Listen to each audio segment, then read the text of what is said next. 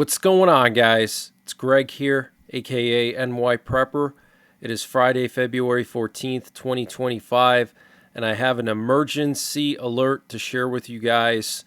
We have some major breaking news coming in from Ukraine. So overnight, Russia hit the containment dome at the Chernobyl nuclear reactor. So this is a massive containment dome that was just built a few years ago. It's known as the new safe confinement.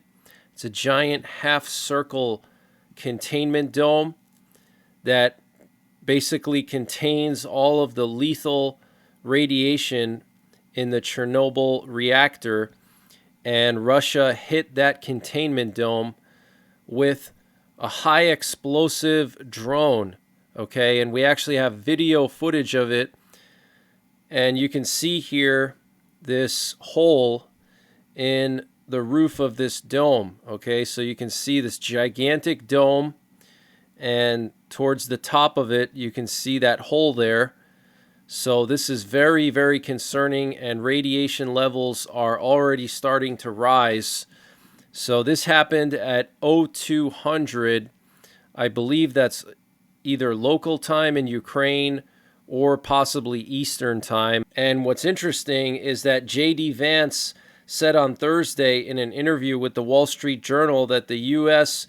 would impose sanctions on Russia and possibly send troops into Ukraine or use some kind of military action if Putin won't agree to a peace deal in which Ukraine has long-term independence, okay?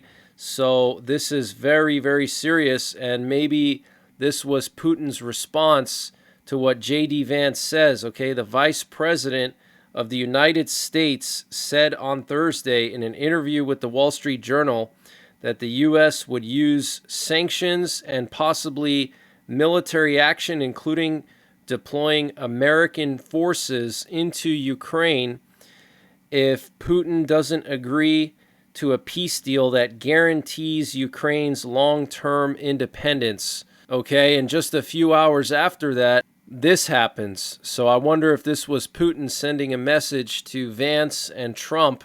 And also Hegseth did a complete 180 and said on Thursday that it's up to the president of the U.S. to decide if Ukraine would get nuclear weapons or not. He said, "I'm not here to declare anything on or off the table. That's the president's job. He's the leader, the master negotiator." And this came after Hegseth got a lot of flack for what he said at the Ukraine Defense Contact Group in Europe, where he met with all the defense ministers in Europe. And he basically said that it's not realistic for Ukraine to join NATO. That should be off the table. He said that it's unrealistic for Ukraine to try to get back Crimea and the Donbass. And he basically said that Ukraine has to capitulate and accept the territorial realities. And then now it's a complete 180 with Vance saying that nothing is off the table, that they could use sanctions, they could use military action, including sending American forces, NATO forces, into Ukraine, okay? And then this happens just a few hours after that. But let me just play this video for you. You can see this massive kaboom here. If you look at the top left, and we know that this came from Russia because this came from the northern direction, this drone. So we're actually looking towards the west. This camera's facing west, and you can tell because of these two smokestacks here, this one smokestack. And if you look on Google Maps, you can actually see the one smokestack here, then another smokestack, and then you can see the containment dome there. And this is looking to the north. Okay, so this came from Russia, no doubt about it. And let me just play this for you. Wow, look at that. Massive kaboom there. Okay, this was a drone that had high explosives in it. There's no way that this thing was targeting somewhere else in Ukraine. Okay, this drone was clearly targeting the containment dome. Look at this white flash. That's how powerful this explosion was, okay? It generated a massive flash. Look at that flash. Okay, this was a high explosive laden drone. And there's nothing around Chernobyl. There's no cities around there. There's no towns. There's nothing of value around Chernobyl. It's in the middle of the forest. So there's no way in hell that this drone accidentally hit this gigantic containment dome, okay? This was clearly done on purpose, okay? And it blew a hole in the containment dome, and now radiation is leaking out.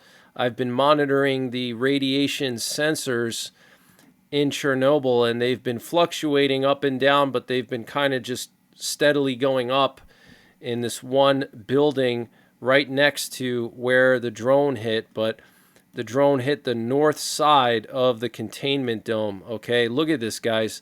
Look at that flash. Okay, look. That is just totally insane, okay? And you can actually see this camera shaking after the drone hit the dome from the shock wave. Okay, look at that again. You see how the camera's vibrating, and this camera's probably a half a mile away. So that was a very powerful blast, okay? You can see one more time. This is historic, guys. We are living in historic times. This is very, very serious. You need to get prepared for the possibility of escalation, for nuclear war, for some kind of a radiological situation like this, okay? And this could mean that NATO will declare Article 5 on Russia if the radiation gets out of this containment dome and starts to drift into Europe. You know, that would be grounds for Article 5. There you can see that charred hole in the new safe confinement in that giant dome. Okay, so this is facing the north side. Look at that thing. That is a massive hole, and they spent billions of dollars building this confinement dome, okay? They had to make it so massive to cover the entire Chernobyl number 4 reactor. Now, the Russians built a half-assed containment dome over the original Chernobyl number 4 reactor, but it wasn't supposed to last very long. It was like a very temporary containment dome, and it was starting to fall apart and rust. And so that's why the European countries, and actually the world, multiple countries around the world, funded this project, okay? It was billions of dollars. They built this giant containment dome right next to the reactor, and then they slid the whole containment dome over the reactor on wheels, okay? But this is just totally insane.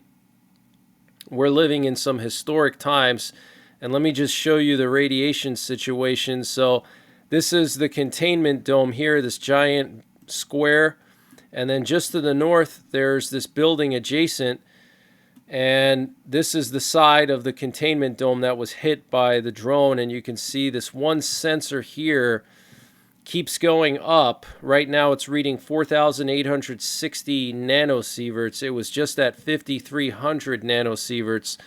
So this one is fluctuating. So we're going to keep an eye on this, and I'll update you guys.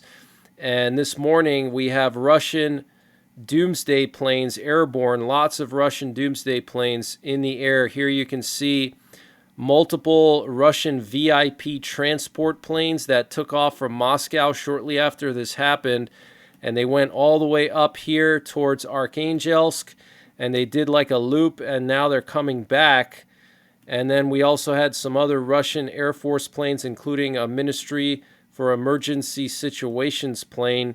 And then here we have multiple Russian Doomsday planes. You can see Tupolev 214PU, a Tupolev 214ON, which is an open skies plane. That's a recon plane. Another Russian Ministry for Emergency Situations plane. Multiple Special Flight Squadron planes. So Russian Doomsday planes left Moscow, and VIP planes have left Moscow. This is very, very serious. And the Vice President of the U.S., J.D. Vance, said earlier today that we want to make sure that NATO is actually built for the future. And apparently J.D. Vance refused to meet with Olaf Scholz at the Munich conference, the Munich Security Conference. So J.D. Vance is going to be meeting with Zelensky today, okay?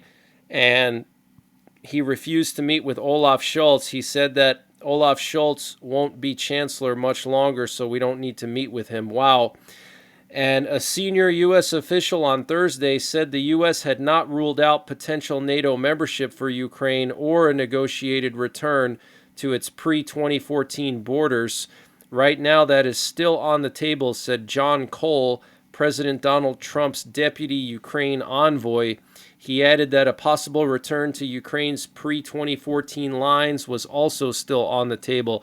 So I think Pete Hegseth kind of said a little bit too much, and now the administration is kind of backtracking and walking back what Hegseth said and a lot of what Trump said as well. So very interesting. Also, Trump wants to sign arms control treaties with Russia, specifically denuclearization treaties. He wants to do nuclear arms control. He said there's no reason to build nuclear weapons, and he's been talking about denuclearizing, and we are going to do it. He also said he would love to have Russia back in the G7. He said he trusts Putin and believes that Putin wants peace, which is very naive thinking. Denuclearizing, it sounds good on paper, Yeah, it would be great if we could denuclearize, but the problem is, history has proven that Russia and China cheat on us when it comes to these treaties, okay? We had the START treaty with Putin. That was Obama. Obama was the architect of the START treaty. And even Trump himself criticized the START treaty. He said that was a stupid treaty and Russia never abided by it. Well, now Trump wants to basically do the same thing that Obama did. He wants to reset relations and, have this kumbaya moment where we're going to be friends with Russia and they're going to be back in the G7 and they're going to be part of the world economy and we're going to reduce our arms and we're going to be best buddies. We're going to be, hanging out in the White House. Putin's going to be golfing with Trump, Kind of reminds me of Bush when Bush invited Putin to his ranch in Texas. So it's kind of naive to think that you can actually have a nuclear arms control treaty with Russia and them actually abide by it. And U.S. Secretary of State Marco Rubio's plane en route to the Munich Security Conference had to turn back due to a crack in the windshield. Wow. And a German company will be manufacturing 6,000 AI-powered attack drones for Ukraine. And U.S. President Donald Trump's special envoy for Ukraine and Russia, Keith Kellogg, said in an interview with Fox News yesterday that formalizing Ukraine's territorial losses in a potential peace deal will not equate to recognizing them. I think there will be a certain agreement on the potential loss of territory, but look, you don't have to admit it, Kellogg said. He also supported U.S. Defense Secretary Pete Hegseth's view that restoring Ukraine's 2014 borders would be an unrealistic objective and that the Trump administration's priority is on ending the war as soon as possible. So very, very interesting. Today's going to be a very interesting day to see what comes out of this meeting. Okay, Zelensky's going to be meeting with J.D. Vance. And yesterday we had over 50 emergency action messages, which are nuclear attack options broadcasted by U.S. nuclear forces to our nuclear-armed submarines, our silos, and our bombers. So U.S. nuclear forces were on high alert yesterday, and this morning there's been a bunch of EAMs as well, probably related to the Chernobyl situation. And Trump said yesterday that representatives of Ukraine, the U.S., and Russia will meet next week in Saudi Arabia. So representatives, not Trump and Putin himself or Zelensky. And the German Chancellor Olaf Scholz is urging the German parliament to declare a state of emergency citing the events of the last 24 hours and the statements from the U.S. government on Ukraine. And British Prime Minister Keir Starmer said he supports Ukraine's accession to NATO despite the recent statements from the U.S. This issue was discussed at the summit we held last year in Washington, where all NATO members agreed that Ukraine's path to NATO membership must be irreversible, he added. So this is very interesting. Depending on what happens here, this could drive a wedge between the U.S. and the rest of NATO, and we could even possibly see the U.S. leaving NATO, and NATO's just going to be the European countries.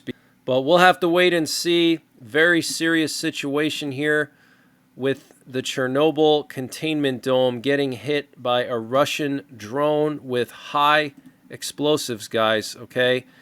This wasn't some little, FPV drone. This was a massive drone with a lot of explosive material. You can see this huge hole in this containment dome, okay? So radiation is now going to start escaping from this dome, okay? But I'm going to continue to monitor the situation. Make sure you download my free app from the Google Play Store. There's a link in the description below this video. And the app lets me send out notifications to you, so you're not reliant on YouTube and other social media platforms to get notifications from me when I post these videos and when I go live. So download the app. And until the next time, take care, God bless, and don't forget the 3 Ps. Prepare, practice, and persevere. And this update was sponsored by EMP Shield. Guys, EMP Shield has created a special discount just for you, the listeners of the NYPrepper channel. If you go to empshield.com and use the promo code NYPrepper, you can get 15% off your entire order. And why do you need an EMP shield? Well, this is a special device to protect your vehicle, your RV, your solar generators, your radios from an electromagnetic pulse, which could be caused by a solar flare or potentially a rogue country like North Korea detonating an electromagnetic pulse weapon over the United States that's mounted onto a satellite. So protect your vehicles, protect your RV, protect your radios, protect your generators with an EMP shield. Use my promo code NYPrepper to get 15% off. Installation is super simple. This is a veteran-owned business, 100% American-made, and the EMP shields have been tested by the military, okay? And free shipping is included to the entire continental United States. And the link and the promo code are in the description below this video.